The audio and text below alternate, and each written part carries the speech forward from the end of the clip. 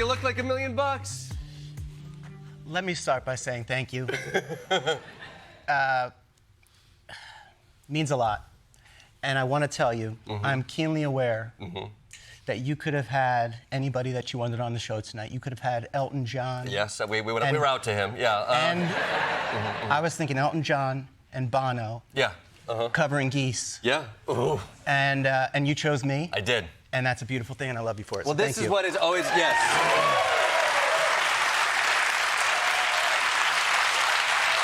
It is a testament to always checking their availability before you book the show. But I'm glad that you said yes, Langhorne. When Klepper calls, I answer and I say yes. I've known Langhorne for a little while. I am a huge fan and can call him a friend as well. And you have this beautiful album, The Dreamin Kind.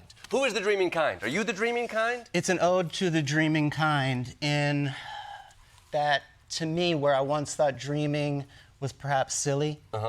I think it is the most beautiful thing to be, is a dreamer. I think that we are inundated and conditioned and taught to use more logic than creativity.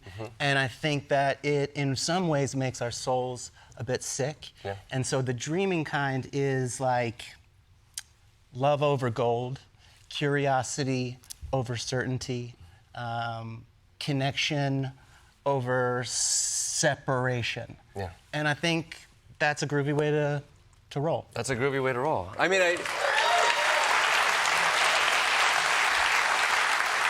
it does feel, I think you hit the nail on the head with certainty. It feels like the time that we're in right now is so based around certainty. Everybody knows what they believe. They aren't open to change. And I don't like that, Jordan. You don't like that? You don't like that? Why don't you go to politics? Why do you stay in this music business? Don't you know AI is going to be doing this 2-3 years from now?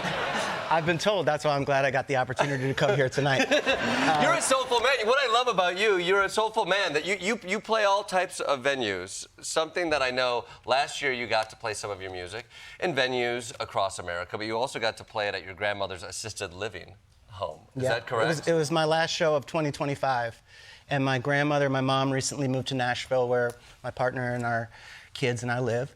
And she's in an assisted living. And one day they needed somebody to fill in, and I said, I play some music. And they're like, okay. No. And so then one day they needed somebody, so I got the call, and it was beautiful. And I think just what we were just talking about. It's a reminder of that the connection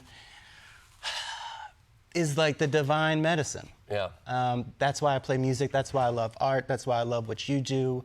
And that's what I want. I'm a slut for the connection. Yeah. Also, it's important. We're cutting all of this Medicare, so divine medicine is great and it's cheap because you can stream it on Spotify for peanuts, right? Another thing, it's so interesting. We were on tour a little bit this year together. We got to perform in front of the same audiences, and it was fascinating because a lot of people who came out to see the shows were really politically minded, and the time that we're in, you almost can't divorce politics from the conversation that's happening in the room. And I got to watch you perform songs that you had written years ago. Life is Confusing, Changes, and there was a point on tour you had to tell the audience that you had written these songs 10 years ago and not a week ago. Yeah. That essentially the songs you had written 10 years had become political songs. Well, at that, I remember that specifically, and there's a line to the song Changes that just says, things could be stranger, but I don't know how. And the crowd went wild for that. And I was like, yeah, as true then as it is today. As it is now. Yeah. Do you ever worry as Langhorne Slim that as you age that you'll become Langhorne Dad Bod? Is that something, is that ever a fear?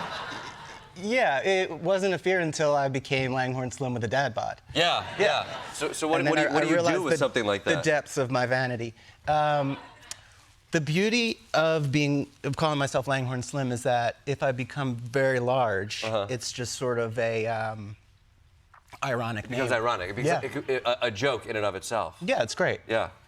On this album, you're somewhat known for folk Americana stylings, but you collaborated with some guys from Greta Van Fleet to produce essentially a much more a newer sound, a more rock and roll forward sound. What was the impetus behind that?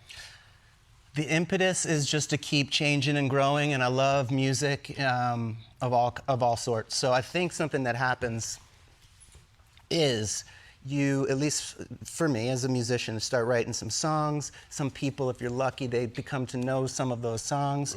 And then before you know it, you're writing more songs maybe like that. And I believe that a creative soul has so many different, places to go with it. And so I just want to keep, as I get older, I want to keep ripping it open and just having fun. Find that new space. Find that new space that makes me want to just shake it. Yeah.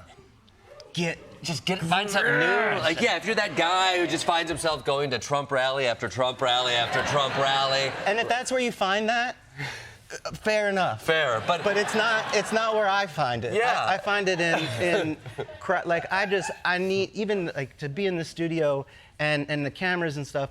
And then I could look out and I see real people here, and that feels good because there's a real live connection. And so when I'm on stage, I just want to make music that that feels joyful, that maybe, even if it's from a painful place, still can make people want to shake it and dance. Shake it and dance. You're going to give us some of that divine medicine today? I'm going to try.